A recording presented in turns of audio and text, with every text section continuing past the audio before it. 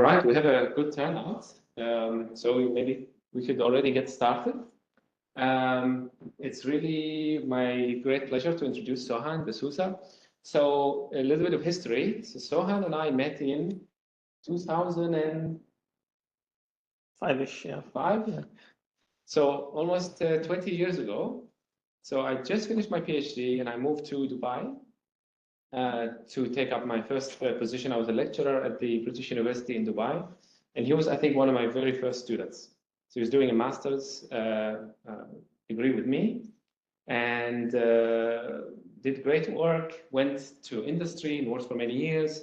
And I then got my second job at Masdar Institute in Abu Dhabi. And I hired him as a research engineer in my lab. And he, just always doing amazing work, very reliable. And we, at the time, we won something called the TAG Challenge, which was a challenge set up by the State Department of the US, the United States, to test the power of social media. This was 2012. That challenge was 2012. Thank you. He remembers better than me. So in 2012, we basically the question was they're going to release photographs like a mugshot, single photo of a person and the name of the city. So London. Can you find this person before 8 p.m.? That's the challenge. Another picture of somebody in New York, entire Manhattan, right? Can you find this person in Manhattan before 8 p.m.? Bratislava, Stockholm, and I don't remember where the fifth city is.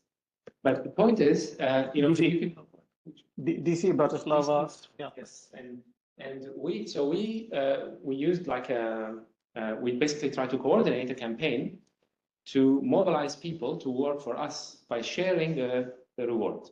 So the reward was I don't know how many $1,000, and we said, okay, if you win the reward, if you find the person and send us the location of this person, you have to take a picture of the person.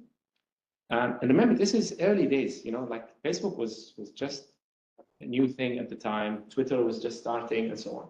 There was no generative AI to follow the results. Exactly. But so we from Dubai, like literally, like most of the operations was in my kitchen. With Sohan, another colleague, we won the challenge. So there were teams from all over the world, from MIT and all kinds of other institutions, and we found 3 of the people by mobilizing, because what we did is we told people that if you can generate a personalized link, and if you share it with others and they find the person, you also get a share of the reward. So this incentivized the cascade, and we wrote a paper about it afterwards and so on. And in many ways, the work that I did with Sohan contributed to my the opportunity of joining the faculty at MIT, right? So I really owe him a lot of thanks for all the hard work that he did. And this was always, I was always fascinated by the power of social media. And then of course AI came, and of course during the Arab Spring, shortly after the Arab Spring, 2012 is the year that I got my family out from Syria because of the war, because the war reached Aleppo. So, and during that time, I was also having very first-hand experience of all the misinformation and all the manipulation online. So this was always, whenever you do mobilization, you always have adversarial actors who really want to throw you off. In fact, even with the tech challenge, people sent us like viruses, as submissions from other teams, to try and kind of throw us off.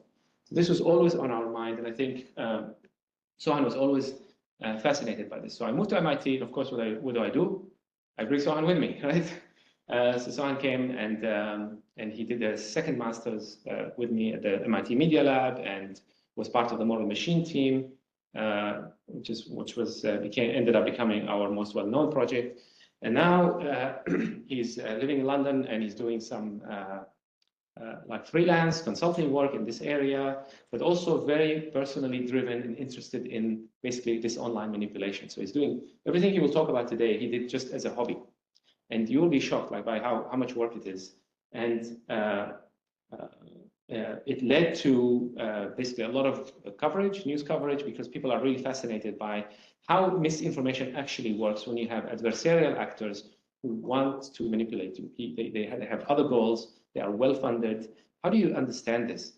So I think at our institute, we're always interested in, how can we inoculate people so that they can detect misinformation and so on. So these are kind of important micro mechanisms, psychological mechanisms, but they're really part of a much bigger process that involves a lot of the things that Sohan will talk about.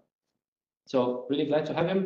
And I'm also very glad that one of the topics of the misinformation campaign is about Qatar, and I'm glad that we have somebody from the Qatar embassy here with us as well, who's interested in the topic. So I'm really looking forward to an interesting talk and interesting discussion. So please.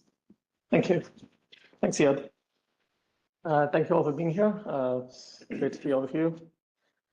There's a lot to cover, but I'll try and give the gist of everything that I've done between investigating this massive influence operation, nearly 6 months, between November and, well, it's kind of, in some ways it's still ongoing, but yeah, it's about a 6-month long influence operation. Plus, after that, what happened with the misinformation that we were investigating in real time following the attacks in Southport and the misinformation that continued from there.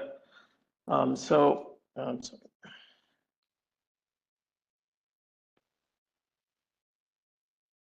it began, as it often does in these cases, when you observe something that looks a bit fishy. I mean, when you investigate influence operations a lot, you start to notice certain telltale signs, like pages that kind of are attempting to look kind of grassroots, and they use like stock photos or something like that, and boilerplate text. And you start looking for others like it as well. So you end up finding, for example, hey, there's, you do something like reverse image search or something like that, and you find, hey, there's more information, there's more content like this coming from different pages, and you start looking further and further. This is what I found to start with, these 2 pages. And I reached out to Mark Owen Jones, who's now at Northwest University, Qatar. And we began investigating this around mid-February is when I noticed this.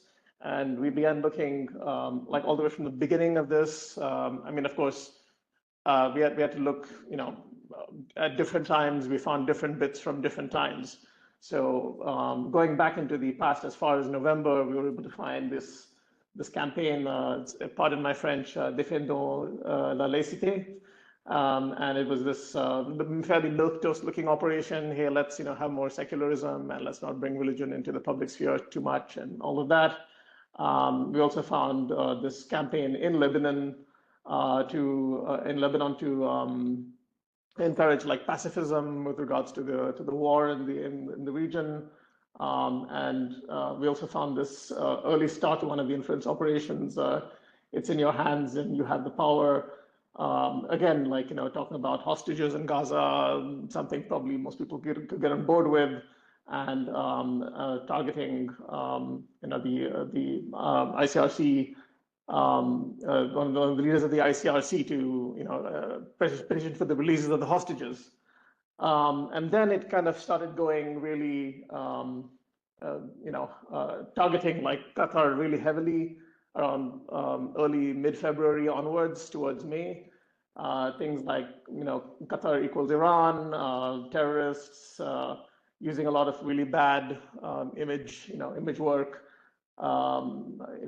targeting Qatar like with Harrods and PSG and all other Qatari investments, and creating this fake NGO, Citizens for Human Lives, and an open letter, for example, having people pass on this petition and change.org over here, like Citizens of Human Lives, possibly indicating that someone was either being really careless or was perhaps not a native English speaker.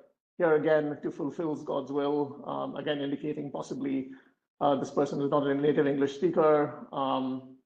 And especially attacks on Sheikh Moza of Qatar. There was a lot of operation, especially the it's in your hands and you have the power wings of this operation, and using a lot of Bible quotes and basically things aiming at the evangelical kind of pro-Israel wing. Actually, incidentally, one of the people we were able to identify was specifically like one of these people involved in evangelical pro-Israel activism. So that's interesting coincidence there. But yeah, we found these different messaging tactics, I mean, attacking Qatar on various angles, as well as continued attacks or influence operations and aiming at the Lebanese people, again, encouraging pacifism and vilifying Iran and Qatar. There was some real life stuff as well. There was an ad actually in Times Square. We were able to actually identify the specific company involved with hosting this ad, like the exact billboards and which company owned them. But they were not talking to us. They were talking to our journalistic partners. They got a couple of people to hold up signs. I was actually able to identify the specific location, this event. Unfortunately, this person made it clear to hold this poster in front of her face, so we weren't able to find out exactly who she is. There wasn't even an ad that was put up at CPAC, the Conservative Political Action Conference right before Trump's speech. And again, they're not talking to us, tell us exactly who it is who put up this ad. So unfortunately, we hit a dead end over there. Around the second wave of this influence operation, around May, June, things really picked up. It began really attacking like people in the Qatar royal family, made this fake Eurovision video, spread across multiple channels, boosted it using paid ads. Again, the same tropes about Qatar promoting terrorism and Islamism and so on and so forth. Bad AI, art, and this is where it got really dark. I mean, apart from the fake NGO as well, another fake NGO. This is where it got really dark. It began attacking immigrants in basically merging with this existing far-right anti-immigrant ecosystem in Europe. There's already like a bunch of channels that do nothing but post anti-immigrant stuff, and they basically took the same stuff and rebranded it with their logos and framed it as like made in Qatar, as if Qatar is somehow responsible for the few immigrants who do commit crimes. And basically framing as like Qatar is bringing about Europe's downfall. So all in all, this is the extent of the operation. We were able to find 25 public-facing pages on Facebook, along with their sponsoring pages. I'll get into that in a bit. And yeah, according to Meta, there were also 49 Instagram. Instagram is famously opaque, so we weren't able to get too deep into that. On Twitter, we found 11 public-facing pages, plus various booster accounts that were used to run ads on their behalf and such. And also that doesn't include the paid bot networks that we used to further boost them using fake engagement. There was a concerted attack on Wikimedia, mainly Wikipedia and Wikidata, attacking about 49 pages between both of those properties using 9 accounts. And these did some pretty sophisticated attacks, like coordinating with each other to effect attacks and get past moderators. I'll get into that as well. There were 5 websites across these properties, and some activity as well on YouTube, Telegram, and that one TikTok video. The reach, again, because of transparency constraints, we could only really estimate reach based on Facebook ads, and from what Facebook ads did meet the qualifications to display reach, and we could extrapolate from there. Our original conservative estimate was a spend of about maybe up to US dollars 250,000, but then Facebook in August they released their adversarial threat report, and they acknowledged that it was actually a spend of about $1.2 million, which is a lot of money. So yeah, that's we might have to revise our own estimates actually. So looking at the way things worked on just Facebook, we're able to actually connect different public-facing pages and the infrastructure pages, or the sponsoring payment beneficiary pages, which actually sponsored ads on the public-facing pages, and thereby connect different public-facing pages together. This is the whole network.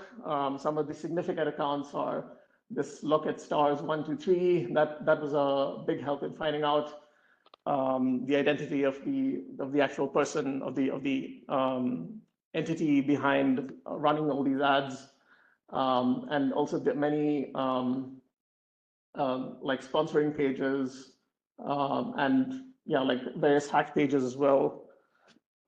This is the proxy we were able to identify.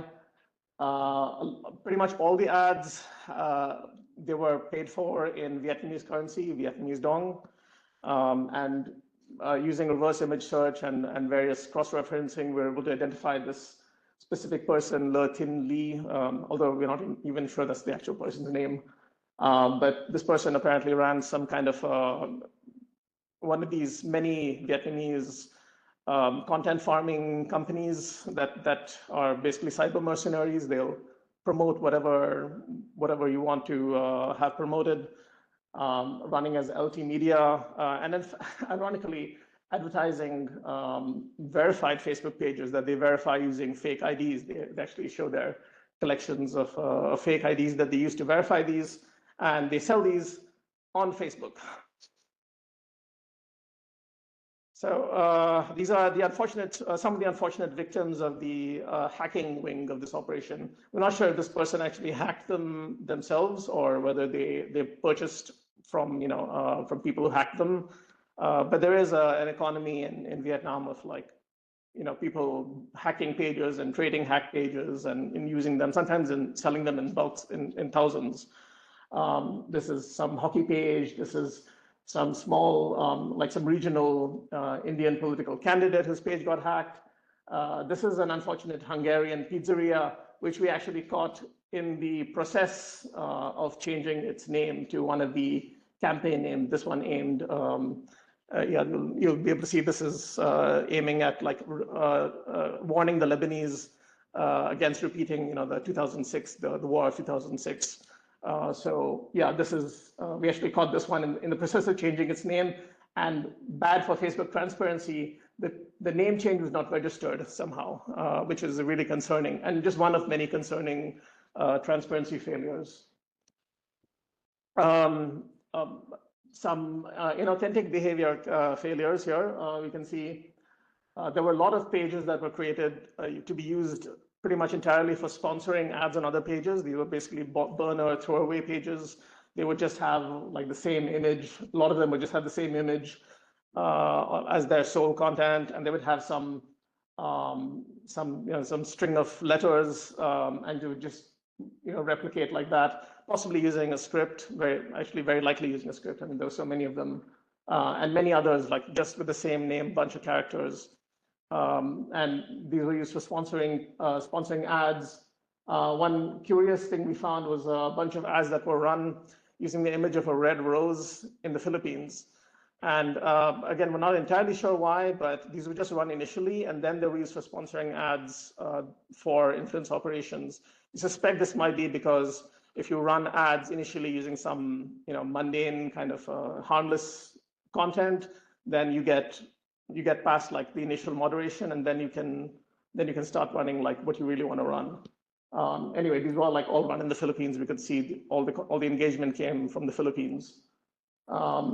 Yeah, this is another phenomenon we noticed. It's like again, boilerplate ads. They would just have some throwaway name and throwaway image and some proverb in or some saying in Vietnamese, and just like all of these replicas of each other, and they'd be used to do inauthentic engagement, like liking or reacting to content posted by the influence operation to boost it algorithmically. Unfortunately, this is another transparency failure. Sometimes we'd see information. This was like a critical piece of information that we were able to find to identify the proxy. But when the ad got taken down, the information disappeared. That was very disappointing, and I hope that's something that Facebook Meta addresses. On X, it kind of feels it's a bit paradoxical that we rail into Facebook so much, because Facebook actually has the best transparency of all these services, but it's like you can only see the mess when the lights are on. So ironically, Facebook's greater transparency lets us see more more pitfalls and shortfalls and holes. And so, but on X, we were able to find quite a bit through some creative detective work. For example, this account was used to provide an authentic engagement to ads. This being the fake Eurovision, the parody Eurovision video attacking Qatar. And we also found other fake engagement accounts. This apparently using AI-generated images. This guy has like a middle incisor. This was another one we found, like to the trained eye, it's obviously an AI-generated image, and this was used to run ads attacking Sheikh Moza using a cheap fake that took an actual speech of hers and overlaid an audio track, basically taking blame for Hamas and so on and so forth. Another one run by this account, and sometimes they would actually tag the public-facing parts of the influence operation. So we're able to trace them that way as well. There was also a lot of use of these bot networks that also, like the ones I mentioned on Facebook, they just provide an authentic engagement. They they like or otherwise boost, engage with content from the influence operation. And a lot of them also do the same for crypto. So they're probably just like general cyber mercenary or in engagement farms. They'll just boost whatever you direct them to boost or pay for them to boost. Some more ways we were able to find out connections, especially later on, they got a bit either lazy or they just stopped caring and started reusing content with the watermarks of different campaigns within the influence operation across different campaigns. So, for example, this one was run on the Save Europe page, and it kept the Made in Qatar campaign watermark. This was some content that was used in this Doha Dirt operation that was used in Europe First, in the Europe First campaign. And we were also able to find on some of the web pages, there was a suspicious similarity of, when we looked into the sitemap and drilled down into the authors, we were able to find some names that were shared as well. That's another way. A little bit about Wikimedia attacks. These are actually pretty sophisticated. Some of the accounts used seem to have been hacked. I mean, they were like talking about like cars, like editing articles about cars or some other topic, and suddenly they shifted towards participating in this influence operation. And some of the techniques were pretty sophisticated. Like, for example, it's trying to sneak the shame on Qatar link into a citation so that it would get into the system. Basically, it would become part of the article, and then people click on it and then go to the campaign website.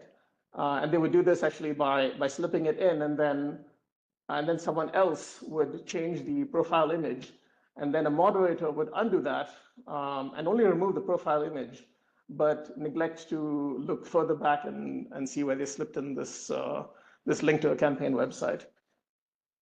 Another trick that they used was to sneak edits into a revision. So someone made a change over here, and then someone else involved in the operation, they worked together.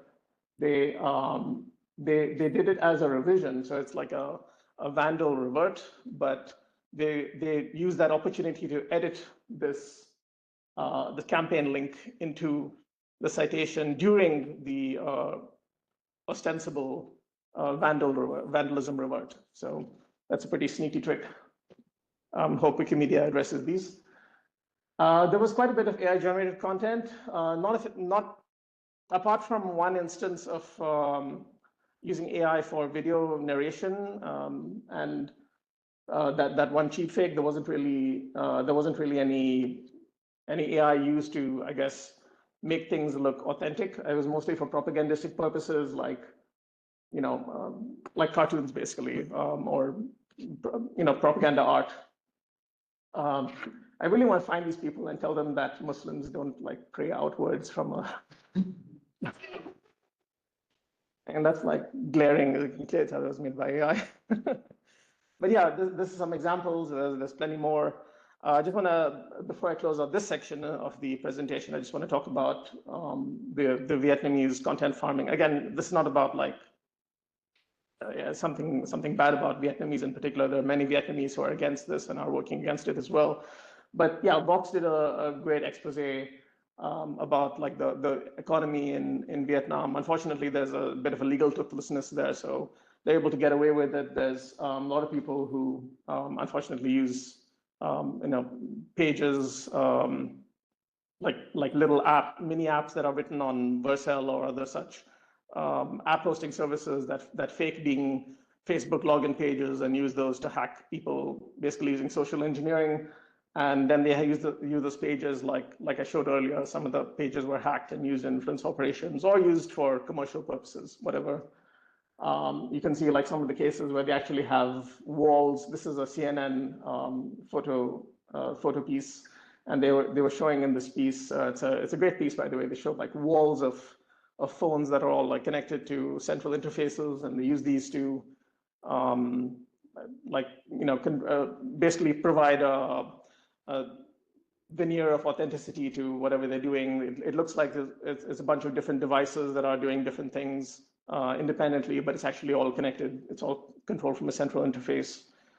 And so some observations are we need more platform countermeasures. In our report, we've listed a whole bunch of them. I wrote several of them, but some of these are like take into account like the way that algorithms are gamed and strengthen countermeasures against those. If some things like major changes, most people don't need to change like the handle of their page or the name of their page on a super regular basis, right? You should be able to put some kind of friction in there as well, or at least alert people. There's no alert on X, for example, if a page name changes. There is one on Facebook, but again, sometimes those are not registered. Again, like in Wikimedia and in Facebook, if there are sudden changes, especially with AI, you should not be able to detect those and put some moderation in there or some friction in there, sudden changes in behavior or content, and then some more in terms of platform transparency. There's information that's like transparency is unfortunately, it's only like in the EU where there are laws that compel transparency that they're able to find so much information about the EU branches of this. Unfortunately, there's a lot of holes in our observation capabilities in the US, and also unless something gets specifically labeled as political content, it won't get up to that level of moderation. There's the aforementioned disappearing information. An ad gets taken down, a page gets taken down. The information that was critical, that fortunately we're able to find some of those, but we unfortunately lost a lot of information because that information just disappeared. And yeah, we have insufficient tools. I mean, CrowdTangle disappeared as well. In August, the CrowdTangle was taken down from Meta's transparency suite. And yeah, we just, X's transparency tools are quite bad, and they've gotten worse since the takeover, let's say. And we also need more legal teeth on these things, like actually have more data access for researchers that doesn't cost like tens of thousands of dollars per scan. Also more information available to the public that's more easy to access rather than having to go to transparency, go to like expand transparency and so on.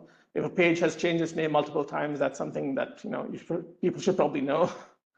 And yeah, also to consider hacking and astroturfing to be something that should be a prosecutable offense, regardless of where you do it.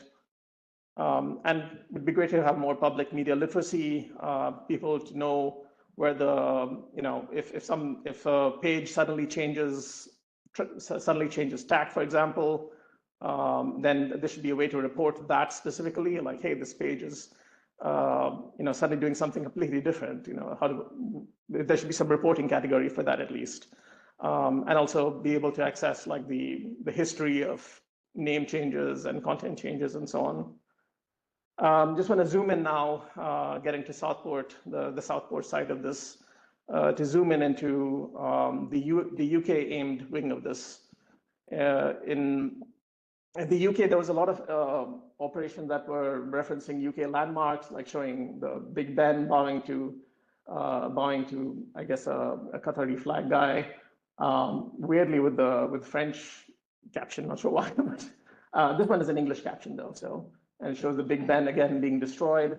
Again, like, aiming at vilifying Qatar, but using anti-immigrant and anti-progressive propaganda. And these are some of the ads we're able to scan and look into, like, the comments and see what exactly is going on here. Again, we estimate the reach to be something like 6.5 million. That is a conservative estimate, by the way. And we could see, like, a lot of these accounts, a lot of the accounts that were engaging with this, they were engaging in a mostly very like anti-Muslim, anti-immigrant way. So that's kind of set the tone, that set the mood for what happened at the end of July with this attack by a British-born Rwandan ancestry, a person, Axel Rudakabana, who in a really violent and shocking attack stabbed, well, it says here too, but this was in the immediate aftermath. Actually, he killed 3 young girls. So this was kind of something that had been, I guess, building towards this point, and it already began, like, within 2 hours. One of the accounts, which we actually noticed earlier on as part of the anti-immigrant ecosystem in Europe and the UK in generally, made this first allegation that this was a Muslim immigrant around barely 2 hours after this attack.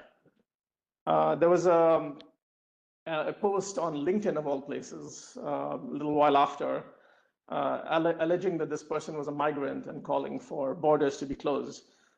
This became pretty significant because then it was actually embedded here and a bunch of details were attached. This person claims to have found these details somewhere. And yeah, unfortunately, there's no interoperability among different platforms, so we can't exactly find, where exactly that came from. But yeah, this unfortunately began spreading. There was, more people using this particular set of details, all like completely false. His name is Axel Rodekbana. He did not arrive in a boat last year.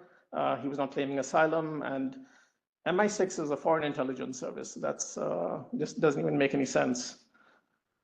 There was also this troll who got a lot of traction by posting something alleging that he, was supporting this as some kind of great terrorist attack, and talking about how the Kafirs will have to embrace Islam, and this was taken seriously. This guy's actually a bigot himself. He's like some kind of anti-Muslim bigot from South Asia, of South Asian origin at least, and he's just posting a lot of anti-Muslim stuff, but this was not seen by all these people who took this seriously and began boosting it, including that Europe Invasion account.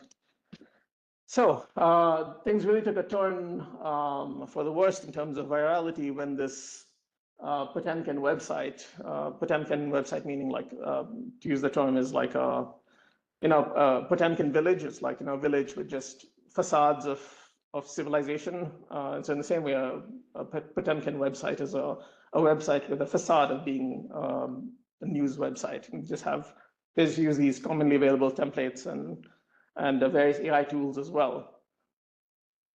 So this one, for example, was taken down a bit later, but it had a Twitter account, and it had a website where they apparently used some kind of an AI-generated content writing system. That's what we suspect, at least. But yeah, once it got into that newsy-looking website, it basically exploded. We went all over Twitter, especially, and got a boost as well from our old friend Europe Invasion, this xenophobic account par excellence. Got on Facebook as well, apparently by some money-making account here, and also got into some various ideological pages on Facebook that were kind of pushing the same narrative, immigrants bad. Got picked up by other Potemkin news sites as well.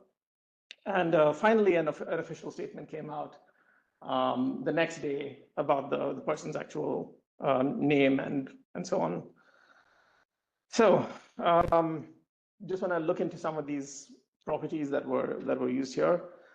There was an initial suggestion that it could be a Russian influence operation or something like that, because one of the YouTube channel that was used by this Channel 3 Now News was originally hosting Russian rally car videos, but apparently they just bought it and repurposed it along with this like a Facebook page that had its name changed multiple times, and you can see the Pakistani link here, which I'll get into later. But yeah, this was the Facebook page of this account, which was taken down shortly after. At some point early on, and I had looked into this as well, on Twitter it had originally a different handle. I was able to get the ID and then look into the history of this, and it was apparently using a Fox News logo or something that looked like that, and using some posing as some kind of a Fox News affiliate. But that was early on, and then it rebranded as Channel 3 Now News. I was able to capture this. This is just a segment of it. This is a segment of its ad exchanges, and there were many more. I mean, there was Google, there was Hubmatic, the Chumbox provider Outbrain as well was there, and Ezoic, which was also their host. In a piece by Valent, they found out that it was actually hosted by Ezoic, and Ezoic has various AI news writing tools. So it looks like there might have been a kind of a pipeline thing where something is just popular, something is going viral, and it just takes that and writes an article around it and publishes it. And yeah, this appears to have been an international operation, as you saw earlier in the countries. There was like Pakistan and the US. So that appears to have been confirmed in a study, in an investigation by BBC Verify, as well as by ITV. There was actually further suspicious operations happening after this, with some AI-generated profile accounts joining the Far Right Thugs Unite campaign after this. That was like, hey, anyone who is opposed to the influence operation, the misinformation going around, anyone who's opposed to the riots is calling people a far right thug. So there were some suspicious accounts participating in this as well.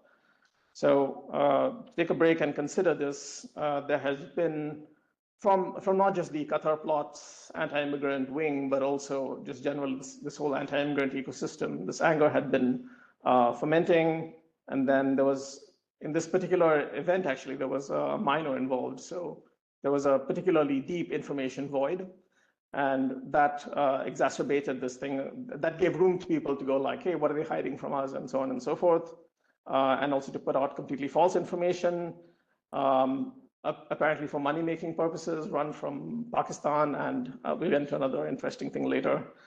But it's also interesting that there was a suspicious sudden appearance of all these details of like this particular Arabic name, this particular year that this person arrived in the UK by this particular means, and that he was known to these particular agencies, one of which doesn't make sense.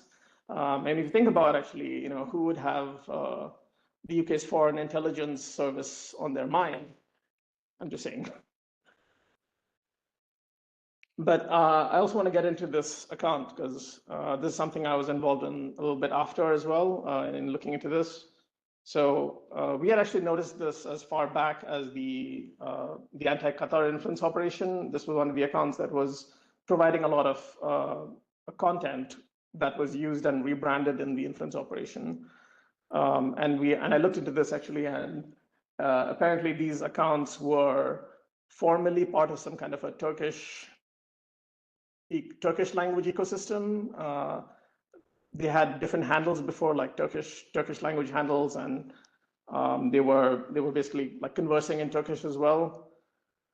And these actually started this the xenophobic, at least part of their existence, around the same time in February, and started out basically retweeting each other incessantly in the beginning, probably to boost each other.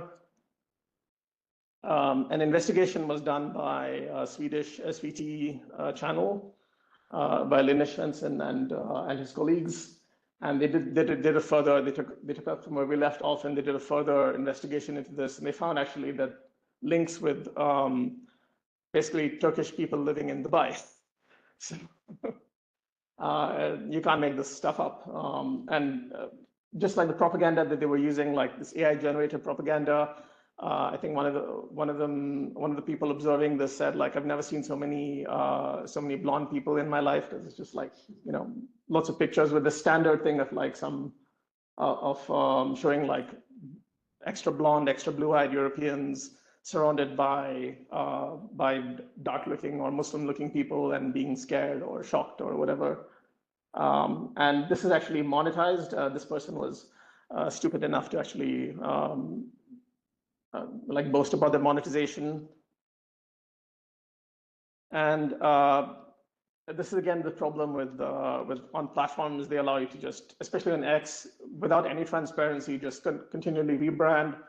Fortunately, there are some third-party services that regularly scrape these accounts, like scrape a bunch of accounts and allow us to at least like find using the ID what the former names of these accounts were. So these are some of the different changes, like the changes of the timeline. In fact, even now this has changed to Europe Invasion S. I don't know, maybe they bought that.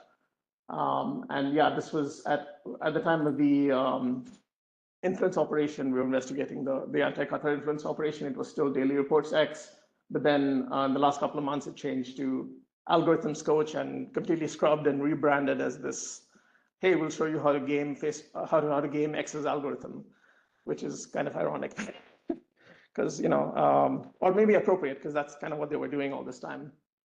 And a little tangent as well with what's going on with more like Turkish ecosystem inauthentic operations and xenophobia, because some of the propaganda on this Europe invasion, daily immigrants, daily reports, whatever ecosystem, and this xenophobic ecosystem in general is using these templates of like girls or young women standing in like a bus or a train or something like that, and they have like, I don't know, some kind of template maybe, or they just reuse like usually with a flag. I mean, this is the one that is used by Europe invasion, but we're actually able to find, thanks to a Turkish origin friend of mine, I was actually able to find others like this one with a woman with a Turkish flag, and another one here with a girl with a Turkish flag. So I think they were probably just using the same template, but then maybe aimed at a Turkish audience as well. I mean, why not? Like, if we have the tool, why not just reuse it for different xenophobic audiences? Actually, I can't tell if this girl is having a good time or not. I mean, she seems to be laughing, crying. It's kind of like a Mona Lisa thing. And this is actually something I was recently investigating with various YouTube channels making sudden pivots from mundane reaction content or other such content. And this is actually, unfortunately, also part of the same ecosystem. Like, you have these YouTube channels which are talking about like needlework or math tutorials or cooking, and they suddenly flip to like MAGA content in the lead up to the UK to the US election. So yeah, this is another thing with I was able to find through some contacts in this ecosystem, able to find like this marketplaces, again a bit like parallel to the Vietnamese gray market in digital assets, in inauthentic digital assets. There's a similar market in the Turkish language internet of trading and repurposing digital assets for similar purposes. So to conclude, we've seen across actually both of them, we have these Potemkin news, possibly with Gen AI. Many of them do use Gen AI, but sometimes they might even use Gen AI for actually writing articles, and they definitely use a lot of programmatic monetization, ad exchanges that may not know what they're doing, or they don't care, or people don't care to make that transparent. There's a lot of account farming and trading, both the Vietnamese one and the Turkish one, and others as well. I mean, there's also similar ecosystems in Bangladesh and in other places in Southeast Asia. Lack of interoperability, so we're not able to trace when something jumps platforms, the exact source of something. Because, well, I mean, you can always, even if you can embed something, you can always just take a screenshot, but still, at least that doesn't give you an excuse to take a screenshot. We also lack native archiving. Archiving systems are, we have to rely on some third-party services which sometimes aren't able to archive certain pages, like, for example, ad pages within Facebook. And yeah, just like Gen AI, this is a general issue with Gen AI safety. I'm not sure if like watermarks or something will solve this, but Gen AI is increasingly being used in propaganda, both to produce the propaganda as well as to deploy it. So that's a major issue with Gen AI safety, with AI safety in general. And again, you know, the issues that we've seen here as well in this misinformation burst with lacking platform transparency and with accounts being traded. It's related to the trading thing, like accounts being traded, scrubbed, repurposed, sometimes even being sold on. And yeah, so those are my observations, and want to thank my co-author on the Qatar Plot investigation, Marco and Jones at Northwestern University, Qatar, as well as our journalistic partner for the investigation, who helped bring this to press, under Chopra from AFP News Agency. You can read the full report there. There's also links from my website, which is linked in the event description. And I welcome your questions. Thank you.